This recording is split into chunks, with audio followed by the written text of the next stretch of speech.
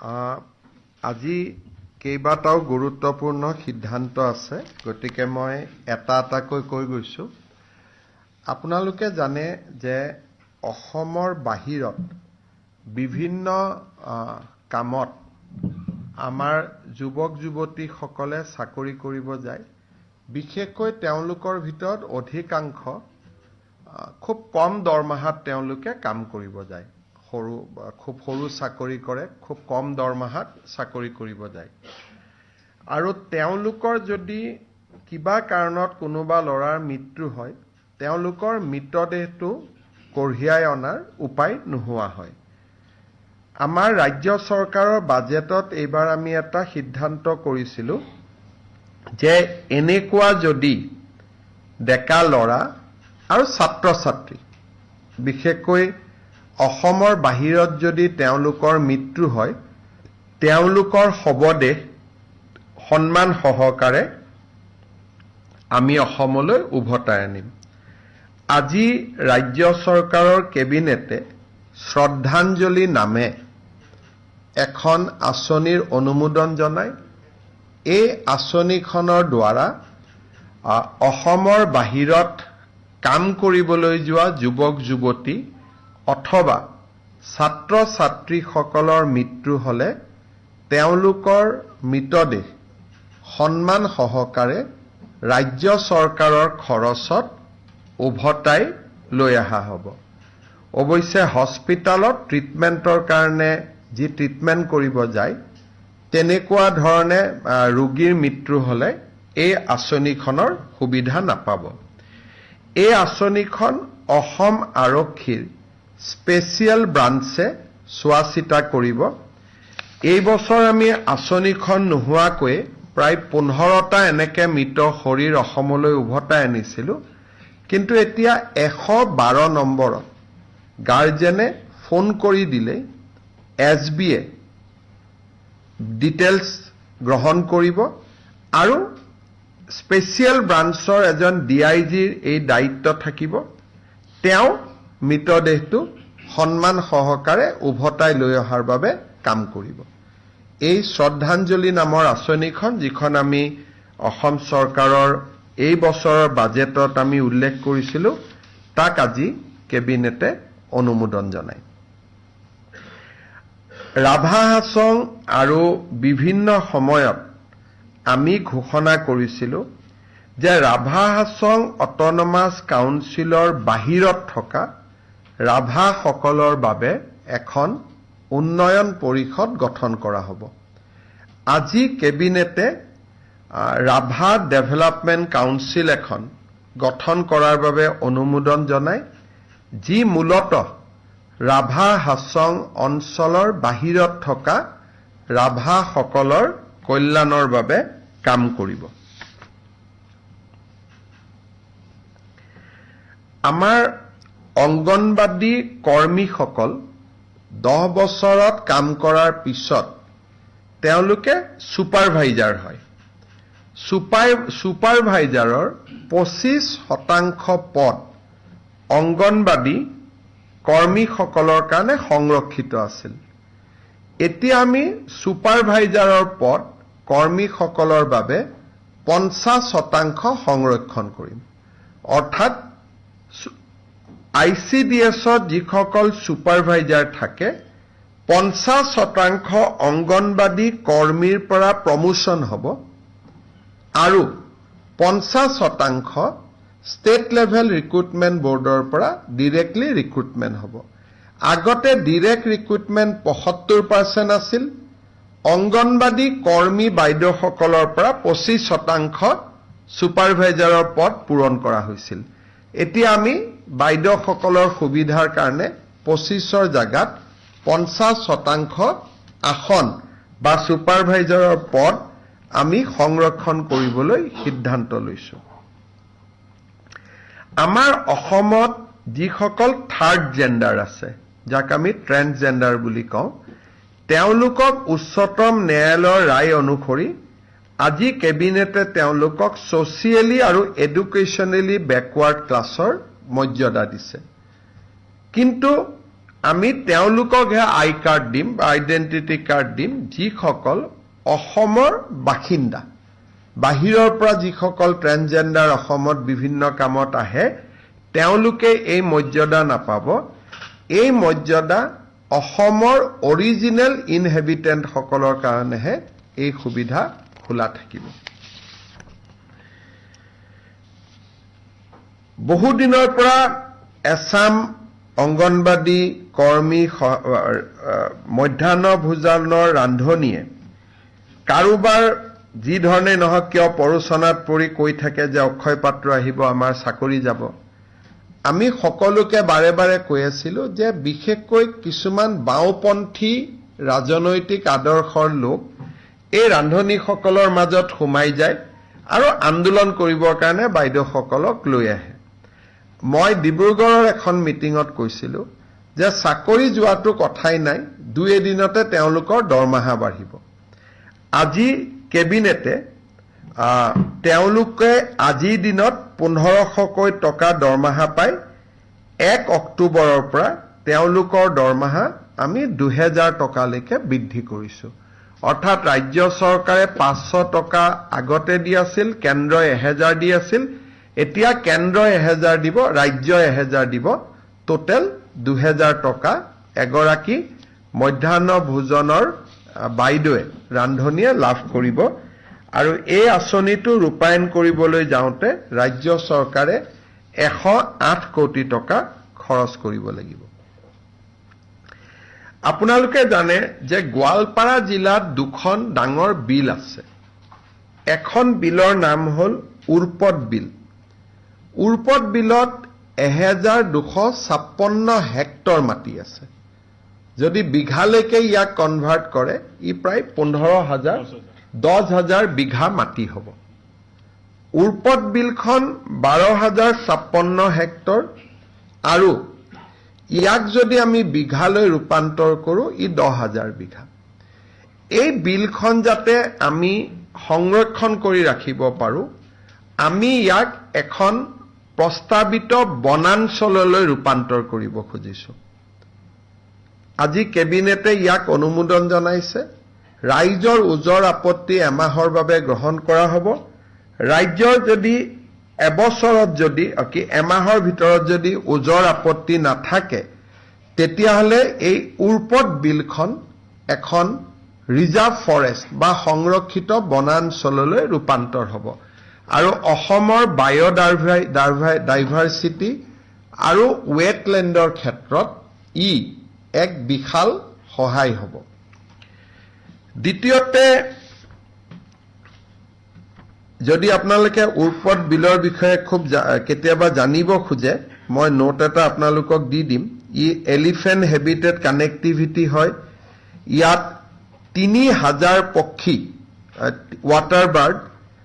ইয়াত বছৰত আহে। ইয়াতে খুব ধুনীয়াকৈ গোটেই বছৰটো পদুম ফুল ফুলি থাকে। মানে অসমৰ এটা মনোমোহা প্ৰাকৃতিক সৌন্দৰ্য, ইয়াক আমি সংৰক্ষণ কৰিব খুজিছোঁ। ঠিক তেনেকে কেইদিনমান আগতে হাছিলা বিলত আমি উচ্ছেদ অভিযান চলাইছিলোঁ। এই হাছিলা বিলৰ 245 হেক্টৰ মাটিকো আমি সংৰক্ষিত বনাঞ্চললৈ ৰূপান্তৰ কৰাৰ প্ৰস্তাৱ দিছোঁ। যদি ফৰেষ্ট হৈ থাকে ভৱিষ্যতে এই মাটিখিনি নতুনকৈ কোনেও দখল কৰিব নোৱাৰে। গোৱালপাৰা জিলাত এটা সামাজিক ভাৰসাম্য,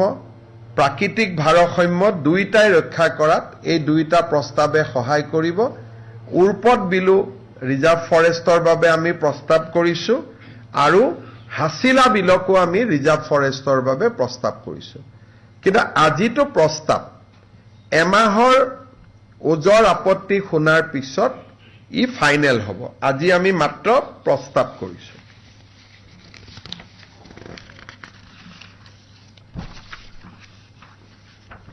আমাৰ সৰ্বশিক্ষা অভিযানৰ পৰা যিসকল শিক্ষক নিয়মীয়াকৰণ হৈছিল তেওঁলোকে এটা কাৰিকৰী কাৰণত তেওঁলোকৰ যিটো এনুৱেল ইনক্ৰিমেণ্ট জুলাই মাহৰ আছিলে সেই ইনক্ৰিমেণ্টটো তেওঁলোকৰ বাদ পৰি গৈছিলে। আজি কেবিনেটে সৰ্বশিক্ষাৰ পৰা নিয়মীয়া হোৱা আটাইবোৰ শিক্ষক আৰু কন্ট্ৰেকচুৱেল টিচাৰ যিসকলক আমি চৰকাৰী চাকৰিত নিয়মীয়া কৰিছিলোঁ সেকেন্ডাৰীত হাইস্কুলৰ অতিৰিক্ত শিক্ষক LPMৰ কন্ট্ৰেকচুৱেল টিচাৰ যিসকল নিয়মীয়া হ'ল তেওঁলোকক এইবাৰ আমি বছৰিকীয়া যিটো 3% ইনক্ৰিমেন্ট তাক এপ্ৰিলত নহলে নাপাই জুলাইত তেওঁলোকৰ নিয়মীয়া হোৱাৰ কাৰণে তেওঁলোকে পোৱা নাছিল কেবিনেটে আজি বিশেষ সিদ্ধান্ত লৈ তেওঁলোকক ইনক্ৰিমেন্টটো দিবৰ বাবে সিদ্ধান্ত গ্ৰহণ কৰিছে কেবিনেটে আজি দুটা বাজেটত ঘোষণা কৰা আৰু দুটা ডাঙৰ সিদ্ধান্ত বাস্তৱত ৰূপায়িত কৰিছে ৰাষ্ট্ৰীয় স্বাস্থ্য অভিযান আৰু সমগ্ৰ শিক্ষা অভিযান লগতে APDCL APGCL আৰু AEGCL Assam power generation corporation Assam power distribution company Assam electricity grid corporation national health mission আৰু সমগ্ৰ শিক্ষা অভিযানত ইয়াতে কাম কৰি থকা সকলো কৰ্মচাৰী আমি আপোন ঘৰ আঁচনিৰ সুবিধা দিম অৰ্থাৎ ৰাজ্য চৰকাৰৰ কৰ্মচাৰীয়ে যেনেকে আপোন ঘৰ আঁচনিৰ সুবিধা পায় এতিয়াৰ পৰা ৰাষ্ট্ৰীয় স্বাস্থ্য অভিযান সমগ্ৰ শিক্ষা অভিযান আৰু অসম ৰাজ্যিক বিদ্যুৎ পৰিষদৰ তিনিওটা কোম্পানী এই আপোন ঘৰৰ সুবিধা পাব অৰ্থাৎ নিজৰ ঘৰ নিৰ্মাণৰ বাবে তেওঁলোকে 30 লাখ টকা বেংকৰ পৰা উইদাউট গ্যাৰেন্টি তেওঁলোকে লবলৈ সক্ষম হ'ব ঠিক তেনেধৰণে এই কৰ্মচাৰীসকলক আমি আপোন বাহন আঁচনিৰ সুবিধা দিবৰ বাবে সিদ্ধান্ত লৈছো আপোন ঘৰ আৰু আপোন বাহন ইউজুৱেলি কন্ট্ৰেকচুৱেল এমপ্লয়ী বা কৰ্পোৰেশ্যনৰ এমপ্লয়ী এই সুবিধা পোৱা নাছিল মই ভাবো যে এই সিদ্ধান্তই ৰাষ্ট্ৰীয় স্বাস্থ্য অভিযান সমগ্ৰ শিক্ষা অভিযানত আৰু শক্তি বিভাগৰ সৈতে জড়িত কৰ্পোৰেশ্যন কেটাৰ কৰ্মচাৰীসকলক যথেষ্ট উৎসাহ যোগাব আপোন বাহন আঁচনি য'ত নেকি উইদাউট ইণ্টাৰেষ্ট উইদাউট গ্যাৰেন্টি গাড়ী লোন পায় চৰকাৰে 3% সুদ দিয়ে আপোন ঘৰতো নতুন ঘৰ বনাব ফ্ল্যাট কিনিব 30 লাখ টকাৰ লোন পায় আৰু 1% ইন্টাৰেষ্ট চৰকাৰে দিয়ে কিন্তু ডাঙৰ কথা যে তেওঁলোকে বেলেগ বন্ধক দিব নালাগে দৰমহাৰ টকাখিনিৰ বিপৰীতে তেওঁলোকে লোন পায় ইমান দিনে ৰাজ্য চৰকাৰৰ কৰ্মচাৰীসকলে পাই আছিল এতিয়াৰ পৰা SSA NHM বাকি তিনিটা কৰ্পোৰেশ্যনো পাব নিশ্চিতভাৱে তেওঁলোকৰ এটো এটা তেওঁলোকৰ বাবে যথেষ্ট আশাৰ বাতৰি কেইটামান সৰু সৰু আৰু অলপ টেকনিক্যাল সিদ্ধান্ত আছে মই আপোনালোকৰ আগত গাই যাব খুজিছো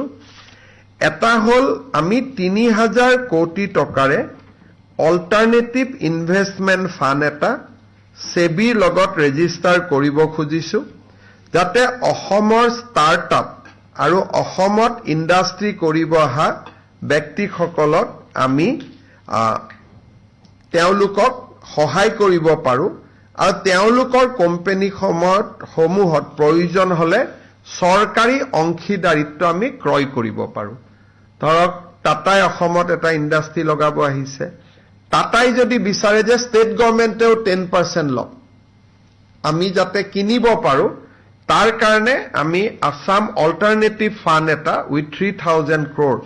আমি কৰিব খুজিছো ইয়াক সেবিৰ অনুমোদন লাগিব সেই ব্যৱস্থা আমি কৰিব গৈ আছো ৰাজ্যত যাতে খনিজ পদাৰ্থৰ সন্ধানৰ প্ৰক্ৰিয়া আমি আৰু ক্ষিপ্ৰ কৰিব পাৰো সেইবাবে ষ্টেট মিনাৰেল এক্সপ্লোৰেশ্যন ট্ৰাষ্ট এটাও আজি গঠন কৰা হয় অসমৰ বাবে এটা আনন্দৰ বতৰা যে পশ্চিম কাৰ্বি আলং জিলাত হিন্দুজা কোম্পানীয়ে পাম ষ্টোৰেজ 900 মেগাৱাটৰ নিৰ্মাণ কৰিব খুজিছে ইয়াৰ ফলত 5400 কোটি টকাৰ বিনিয়োগ হ'ব এডভান্টেজ অসমৰ স্বাক্ষৰিত আন এক চুক্তি আজি বাস্তৱত ৰূপায়িত হ'ব পশ্চিম কাৰ্বি আলং জিলাত পাম্প ষ্টোৰেজ যাৰ জৰিয়তে 900 মেগাৱাট বিদ্যুৎ উৎপাদন হ'ব এই পাম্প ষ্টোৰেজ প্ৰজেক্ট আজি কেবিনেটে অনুমোদন জনাইছে it will be A 5,400 crore investment from Hinduja group আজি কেবিনেটে চন্দ্ৰপুৰত এখন নবোদয় বিদ্যালয় স্থাপনৰ বাবে ভাৰত চৰকাৰক 40 বিঘা মাটি আবণ্টন কৰিছে আমাৰ নামঘৰ ধৰ্মীয় অনুষ্ঠান অংগনবাদী কেন্দ্ৰ আদিক বসুন্ধৰা 3ত আমি ভূমি আবণ্টনৰ যি মিছন লৈছিলো সেই মিছনৰ অধীনত আজি আমি 1935টা প্ৰজেক্ট বা প্ৰস্তাৱ আজি কেবিনেটে অনুমোদন জনাইছে আৰু সেই ধৰণে ৰাজ্য চৰকাৰৰ বিভিন্ন ইনফ্ৰাষ্ট্ৰাকচাৰ থকা 518টা অনুষ্ঠানৰ বাবে আজি আমি মাটিৰ বন্দবস্তিৰ প্ৰস্তাৱত অনুমোদন জনাইছো মূলত কেবিনেটে আজি এই সিদ্ধান্ত কেইটাই লৈছে আৰু মই ভাবো যে ৰাজ্যৰ কৰ্মচাৰীৰ পৰা জনজাতীয় লোকৰ পৰা হিন্দুজাৰ ইনভেষ্টমেণ্টলৈকে কেইবাটাও ভাল সিদ্ধান্ত আজি লোৱা হ'ল আপোনালোকৰ যদি কিবা সুধিব আছে সুধিব পাৰে It will be very difficult to speak all this thing in English, so I'll issue a handout in English. Sir, BTR of the Adani company So, BTR of Adani mati dia nidia tar logot bishesh eta pokriya lukai ase. অসমত আমি 3000 megawatt thermal power উৎপাদনৰ বাবে আমি এটা উদ্যোগ স্থাপন কৰিম আৰু এই উদ্যোগটোৰ বাবে নিবিদা হ'ব নিবিদাত আৰু কেইবাটাও গ্ৰুপে প্ৰতিদ্বন্দিতা কৰিব আৰু ইয়াত ব্যয় হ'ব 40,000 কোটি টকা 40,000 crores আমি ভাবিছিলো যে জাগিৰোডৰ দৰে সমান ইনভেষ্টমেণ্ট এটা যদি কোকৰাঝাৰত হয় তাৰ ৰাইজে আমাক আদৰণি জনাব আৰু বিটিএডিৰ উন্নয়নৰ প্ৰক্ৰিয়া ত্বৰান্বিত হ'ব কাৰণ 40,000 crores ইনভেষ্টমেণ্ট মানে মিনিমাম 1 লাখ মানুহে ডাইৰেক্টলি ইনডাইৰেক্টলি তাত এমপ্লয়মেণ্ট পাব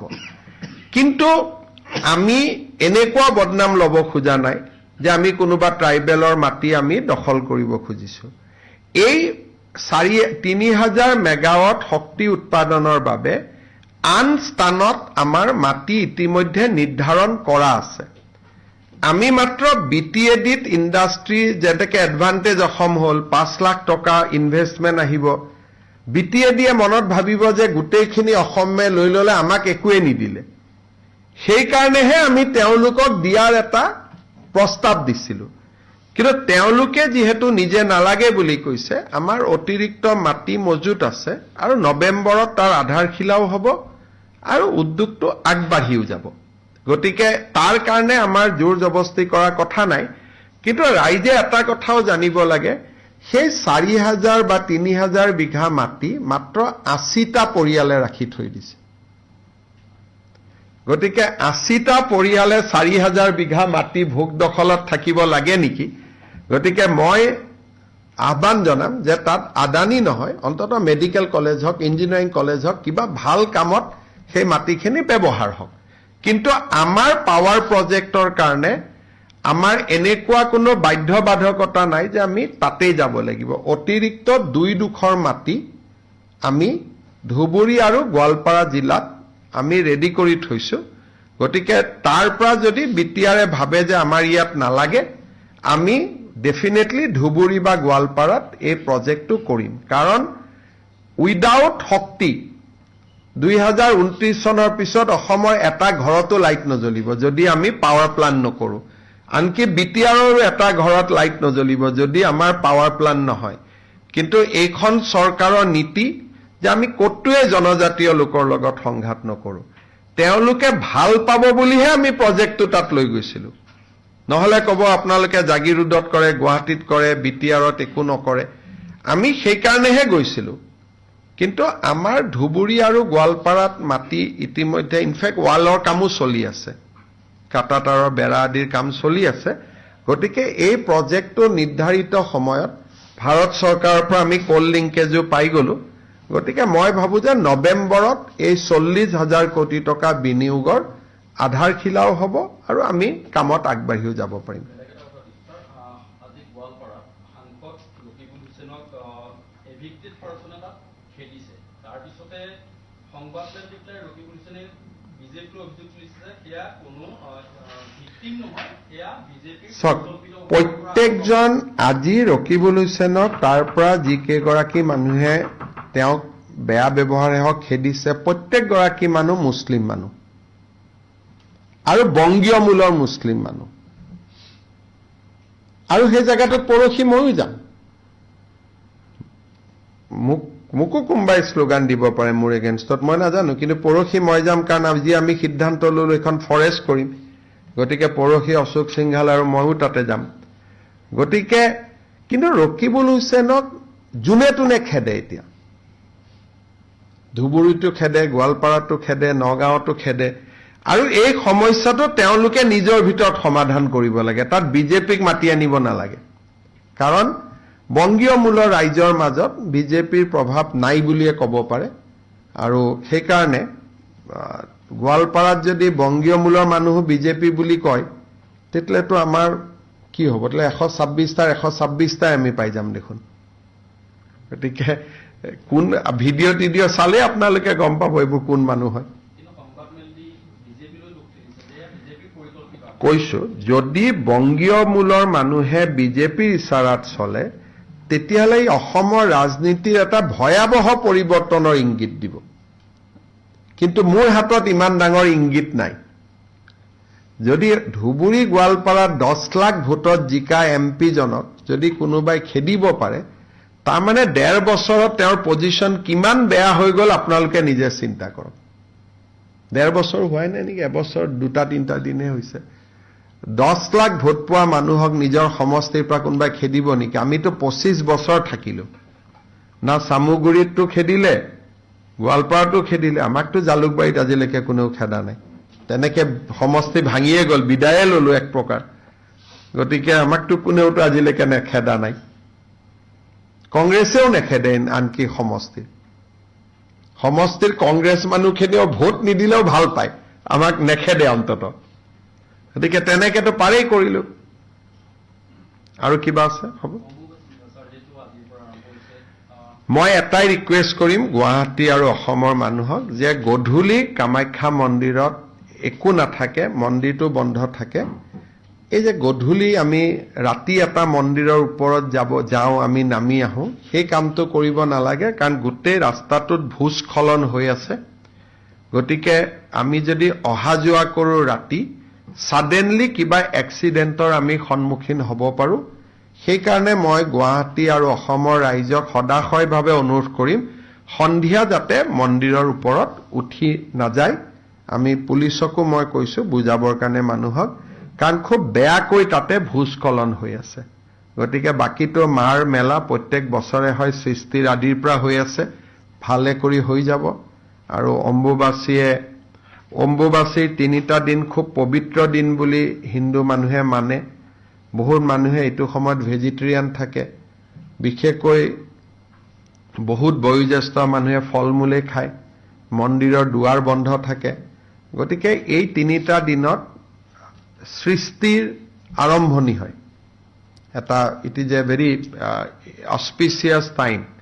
গতিকে এইকেইটা দিন মানুহে মাক চিন্তা কৰক মায়ে আশীৰ্বাদ কৰিব কিন্তু ওপৰত গৈ তাত একো নাই আৰু 26 তাৰিখে মন্দিৰৰ দুৱাৰ খুলিব আমি কোনো ভিআইপি তাত নাযাওঁ 26 তাৰিখেও 27তো নাযাওঁ